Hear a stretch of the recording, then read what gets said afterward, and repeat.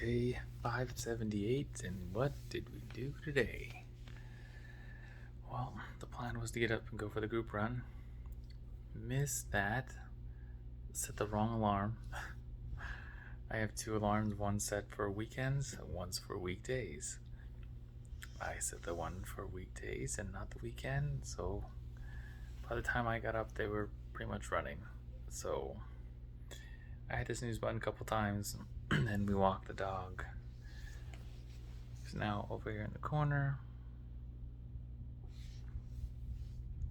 There's no sheets on the bed right now because I'm trying to wash sheets right now, and they're not drying as well as I would have liked. So this is the third time I've put them in the dryer, which I'm hoping it doesn't get to the point where they have the water mildew, but we'll see. Hopefully I don't have to wash them again, but they should almost be done.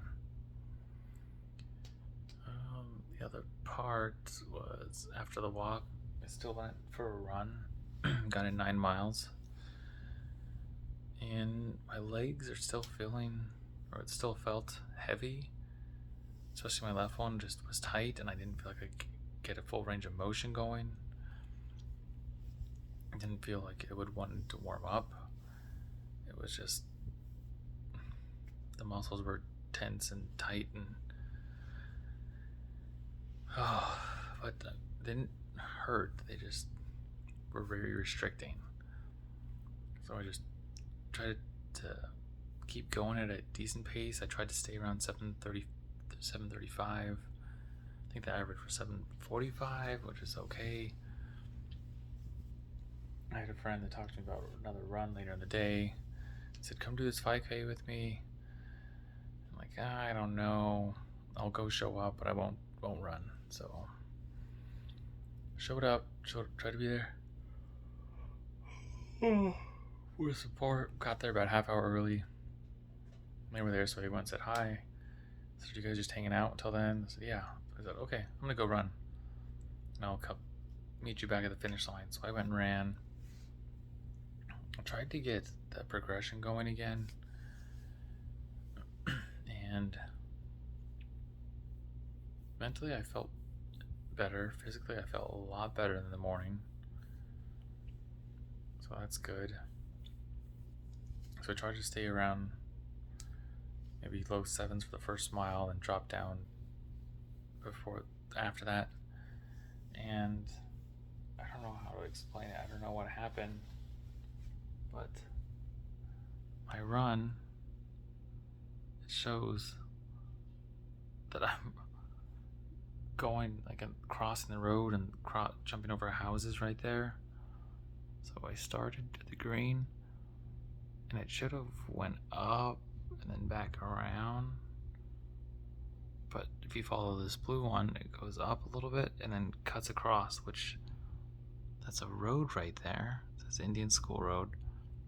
So I should have followed this up, down, and it was just an out and back. So that's why there's two of them. And one line is correct, the other one's not. And so my watch kept screwing up, and I kept looking at it. And I'm like, how am I only at 0.6 of a mile? And I had just gotten, what was it, 1.55 miles out and back. Excuse me. And turn around, come back the same way you came.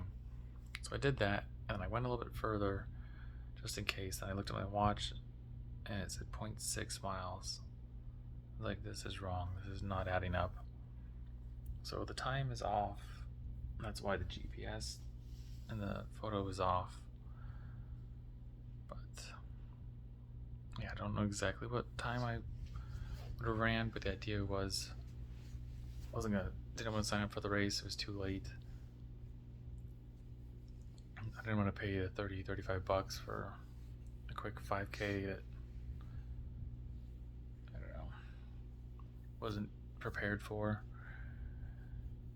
So before the race started, I just started to run on my own. I just said, let me try to run approximately 6:30 pace. Averaged out 6:30 pace. And so started out around that 7 mark, so I thought. Then after the mile mark, I said, all right, let's start winding it up.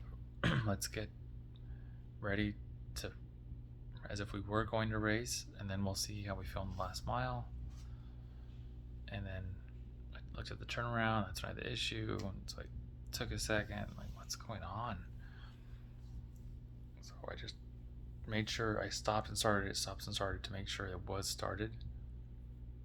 And then ran that way back. That's when I got to the 6:35, and I kept pushing a little bit more, and I could feel my left leg, especially the quad, start tightening up again. So I said, all right, let's just sit here. And I finished, wasn't really out of breath. I felt like I was just warming up. So that was a good sign. And then my friend wanted me to run with him. I said, no, you're fine. Go run it. Oh, on your own. Another part, they ran a 5K early in the morning, the bubble run. So I don't know how they tried to do 2 races in one day. I would have been one and done. So I was just trying to be there to support, and it was just a good way for me to show up and get extra miles in.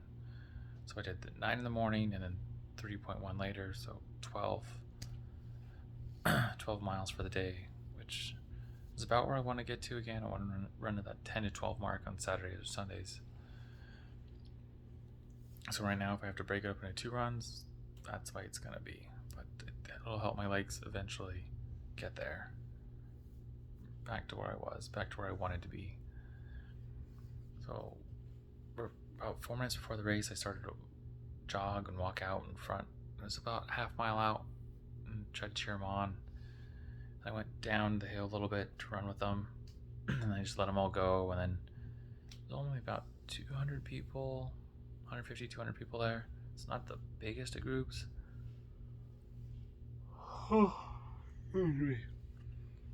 But enough to have people to run with. So I waited for everyone to go. And then about 100 yards after they got away, I started to walk that direction until my friend came back. My friend was sitting in 5th, 6th, 7th or 8th place overall. And so they're kind of like, come on. And I felt bad because the person in front of him had a rollerblader, not paid or, but the rollerblader just happened to be there, and the other person was running at that pace. And as they had passed, they had said, the rollerblade had said something to the effect of, "Oh, sorry, I'm on your way." And they said, "Oh no, you're a great pacer, thank you." So they were really nice about it. So I was like, if they had a pacer, if they had a pacer, maybe I can go help my friend. So help my friend, like, okay, let's self-talk, shake it off, tell yourself you're doing good, tell yourself you're rolling. You're going to finish this last mile strong. Don't worry about the last 2 miles. Don't worry about if you're feeling bad. Think positive. Let's start push. Let's start the push. Come on. Let's go. Let's pick it up. Pick up the pace. Stay with me. I just kept talking until they pretty much crossed the line. And oddly enough, this was their faster 5K. I guess it was a series. There was 3 or 4 night runs that they did.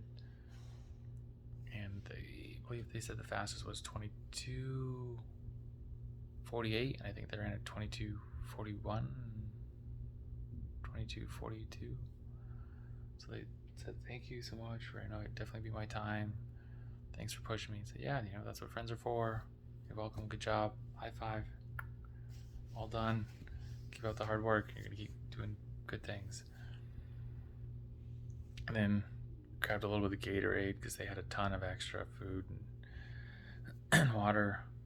So they were just kind of like, yeah, help yourself. So I said, okay. I technically did run. I just didn't race. And then we took a couple pictures, but my friend had a group of really great people. I wish I could remember Mark and was it George, and there was about 4 or 5 in the group. No, they probably had about 12 people, and they all cheered for each other every time they got up and had an award. So they all pretty much won in their age divisions, 3rd, 2nd, or 1st. So that was really cool. That reminded me what it's like to have that team there when you go race. Even if you don't do your best today or you don't win, someone else might be having their better day. or someone else might be doing their best, and it's just as important to show them support as them to show you the same support that you want. So that was a really cool moment. And then I got to talk to some of the people in the group, and they were all really nice. At one point we talked about being in Denver, when the guy said his girlfriend's over there. And so I was like, oh yeah, I went to Denver for 2 years, so I know the area fairly well. Like, not completely, but enough to know where places are at. And then talking about an injury, they had taken a fall because they were on a trail, and this dog came out, and I can't remember if he said it tripped him or just the leash got caught up, fell on his shoulder, and he finished the race, but they had to go get surgery, and they had to go to 3 different doctors to check it out. And he said finally the third one said, yeah, I can do that, I can fix it. And so now they have 95% use. So he said he's thankful to have that opportunity to run again and move and have almost full range of motion. So that was nice to have that random conversation with someone, see that they're still out there trucking, and I guess it's a little bit of a positive thing, because I think your average person or most people would just take that and say, all right, my running days are over, I'm done. The injury is a sign, and I hate that, but he's still out there running, so doing well. I think that was the big takeaway, is that it is a setback, and he had, they say, 6 weeks of he couldn't really do anything, not even allowed to work, not allowed to drive a car. He's like, all I could do was sit there on the couch, take naps, and eat, and that's it. So for him to go through that, have surgery, come back, and still be running, and then next week is his birthday. He said he's jumping up, what did he say, he's been doing it for 47 years, so he's going to be 60. I think that's what he said, he's 60. So for him to, 1, be doing it at 60, well done. 2, for him to be doing it after that kind of significant injury, even more applause to you, my friend. So well done. Thank you for sharing that story with me. It was fantastic. Good job to the runners today. Hope you all feel proud about your efforts and your race. That's it for me. Tomorrow we have a group event, so we'll see what happens. So run your life with health and happiness, and have a good night.